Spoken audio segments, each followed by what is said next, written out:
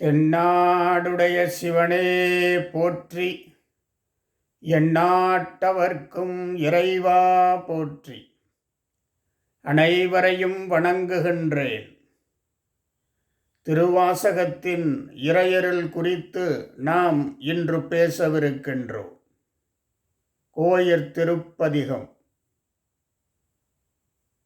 தந்தது உன் தன்னை, கொண்டது என் தன்னை, சங்கரா ஆர்கொளோ சாதுரர்.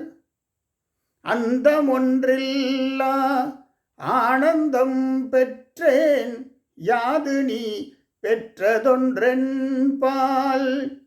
சிந்தையே கோயில் கொண்டயம் பெருமான், திருப்பெரும் துறையுரை சிவனே.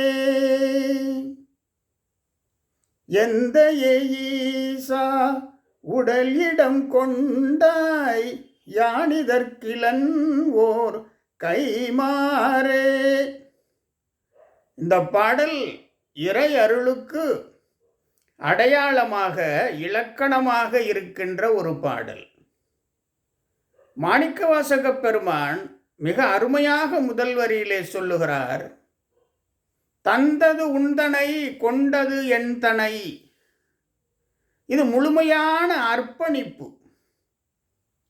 ஊனாய் உயிராய் இறைவனையே நினைத்து தம்மை முழுமையாக இறைவனுக்காக அர்ப்பணித்து கொண்டதன் பயன்தான் தந்தது உன் தன்னை, கொண்டது என் தன்னை.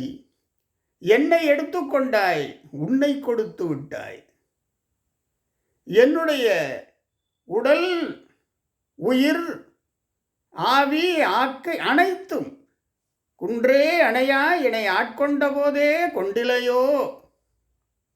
அனைத்தும் இறைவனுக்கு. அதன் பயன் இறைவனே மாணிக்கவாசகருக்கு அருளி செய்து அவருடைய சிந்தையிலேயே இறைவன் வந்து அமர்ந்து விட்டான். அடுத்த வரி, தந்தது உந்தனை, கொண்டது எந்தனை, சங்கர ஆர்கொளோ சதுரர். இப்படி யாரு கிடைக்கும்? அந்தமொன்றில்லா ஆனந்தம் பெற்றேன். யான் பெற்ற ஆனந்தத்திற்கு அளவு கிடையாது, அந்தம் கிடையாது, முடிவு கிடையாது.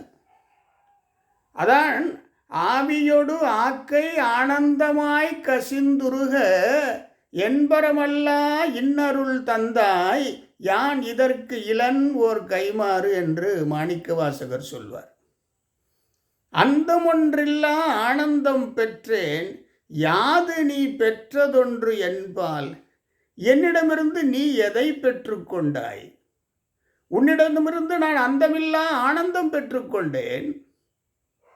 என்னிடமிருந்து நீ எதை பெற்றுக்கொண்டாய்? யாது நீ பெற்றதொன்று என்பால். இறையருளை பார்த்தீர்களா? சிந்தையே கோயில் கொண்ட எம் பெருமான், என்னுடைய சிந்தையே கோயிலாக கொண்டான். அதான் திருவாசகத்திலே மாணிக்கவாசகர் சொல்வார், இன்பம் பெருக்கி இருள் அகற்றி, எஞ்ஞான்றும் துன்பம் தொடர்வறுத்து, சோதியாய் அன்பமைத்து, சீரார் பெருந்துரையான், என்னுடைய சிந்தையே ஊராக கொண்டான் உவந்து என்று மாணிக்கவாசகர் சொல்வார். அப்படி சிந்தையே கோயில் கொண்ட எம் பெருமான், திருப்பெருந்துறையுரை சிவனே. திருப்பெருந்துறையிலே உரைகின்ற, இருந்து அருள்பாலித்து கொண்டிருக்கின்ற சிவபெருமான், சிந்தையே கோயில் கொண்ட எம் பெருமான். எந்தையே ஈசா உடல் இடம் கொண்டாய். என்னுடைய உடல் உனக்கு கோவில். உடல் இடம் கொண்டாய், யான் இதற்கு இளன் ஓர் கைமாறு. உள்ளம் ஓர் கோயில். என்னுடைய உள்ளம் உனக்கு கோவிலாகிவிட்டது.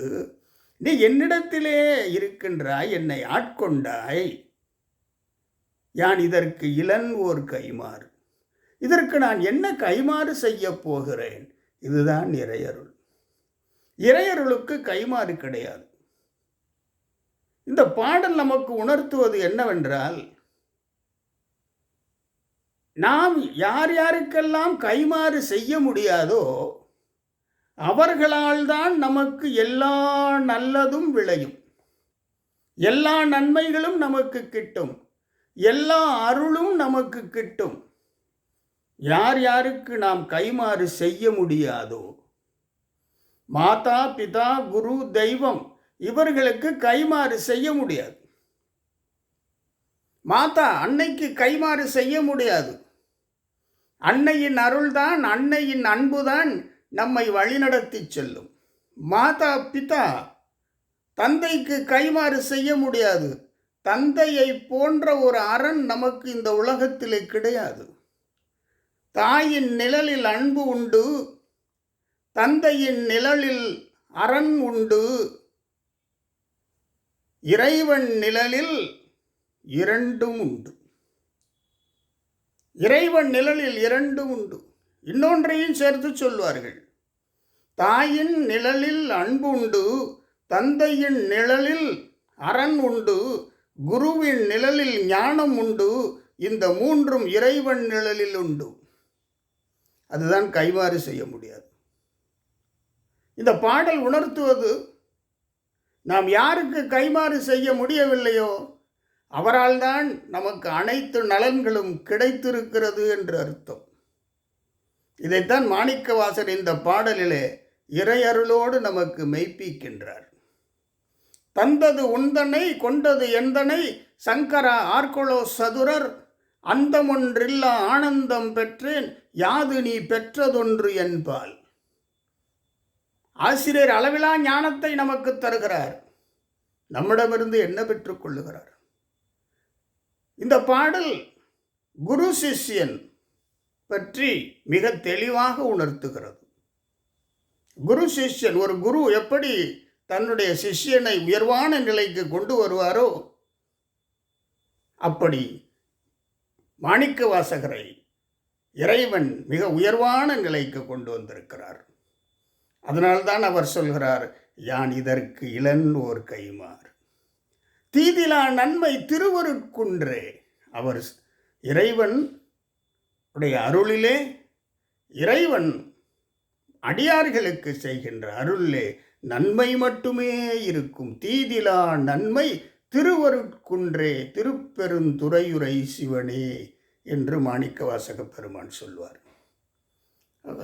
இந்த பாடல் முழுமையான இறையருளை நமக்கு கற்றுத்தருகிறது. யாது நீ பெற்றதொன்று என்பால். அடியார்கள் இறைவன்பால் செலுத்துகின்ற அன்பிற்கு அளவில்லாது இருக்கிறது. ஆனால் அதைவிட அளவில்லாது இருக்கிறது அடியார்கள் மீது ஆண்டவன் செலுத்துகிற அன்பு. அடியார்கள் மீது ஆண்டவன் செலுத்துகின்ற அன்பு. நம்முடைய சமயக்குறவர்கள் எல்லாரும் இதை மிக தெளிவாக எடுத்துச் சொல்லியிருக்கிறார்கள். அப்பர் பெருமான் சொல்லுவார், முழுமை இறைவனை எப்படி முழுமையானவன் என்பதை காட்டுவார். சொல்லானை பொருளானை சுருதியானை சுடராளி நெடுமாளு கருள் செய்தானை அல்லானை பகலானை அறியான் தன்னை அடியார்கட்கு எளியானை அரண் மூன்றைத வில்லானை சரம் விசையற்கருள் செய்தானை வெங்கதிரோன் மாமுனிவர் விரும்பி ஏத்தும் நல்லானை தீயாடு நம்பன் தன்னை நாரையூர் நன்னகரில் கண்டேன் நானே. இந்த பாடல் இறைவனை பற்றி, சிவபெருமான் எப்படி அனைத்துமாக இருக்கிறான் என்பதை இந்த பாடல் உணர்த்துகிறது. அனைத்துமாக இருக்கிற சிவபெருமானுடைய அருள் மாணிக்கவாசகர் சுட்டி காட்டுகின்றார். யான் இதற்கு இளன் ஓர் கைமாறு அந்தமிலா ஆனந்தம் பெற்றேன். அந்தமிலா ஆனந்தம் பெற்றேன். இறையருள் நமக்கு அந்தமிலா ஆனந்தம் தரும். அந்த ஆனந்தத்திலே நாம் திளைக்க வேண்டுமென்றால் இறைவன் மீது அளவிலா அன்பு செலுத்த வேண்டும். இறைவன் மீது அளவிலா அன்பு செலுத்தி நம்முடைய உள்ளத்தை கோவிலாக்கி அதை தூய்மை செய்து வைத்திருந்தோமேயானால் இறையருள் நமக்கெல்லாம் பாத்தியமாகும். சிவபெருமான் அருள் செய்வான், அந்தமில் ஆனந்தம் அனைவர்க்கும் அருள்வான். இறைவனுடைய அருள் நமக்கெல்லாம் கிட்ட வேண்டுமென்று இறைவனை வேண்டுகிறோம். அந்தமில் ஆனந்தம் பெறுவோம். வாழ்க வளமுடன். ஓம் நமச்சிவாய்.